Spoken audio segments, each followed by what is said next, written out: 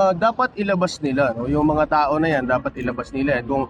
Kung patunay na naglabas ng ganyang kalaking pera, itong DepEd o itong Vice Presidente, no? Ay dapat ipaliwanag nila yan doon sa impeachment.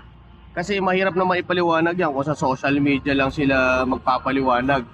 Sa dami ng trolls ngayon na pumapabor at ipinagtatanggol siya, eh hindi naman yun ang proper forum.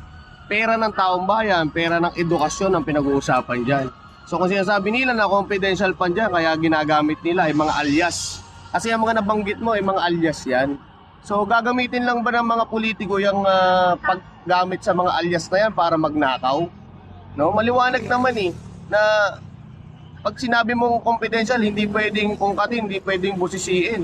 Eh di parang sinabi na lang natin sa taong bayan na pwede natin lokohin yung taong bayan pagka sabihin na lang natin confidential. Magnanakaw na lang ako ng pondo, kaba ng bayan, sabihin na lang natin confidential.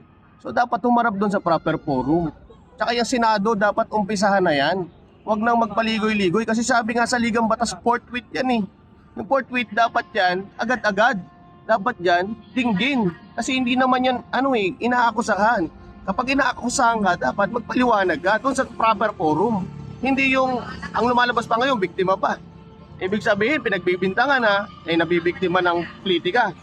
Diba? Kasi ang pinag-uusapan niyang pera ng taong bayan. At kung wala kang itinatago, kung wala kang ikinukubli na kahit sentimo ng pagnanakaw, ay di humarap ka dun sa impeachment trial. Ganun lang kasimple yan. Magpaliwanag sa proper forum. Kung walang kasalanan, di wala. Kung merong kasalanan, panagutan.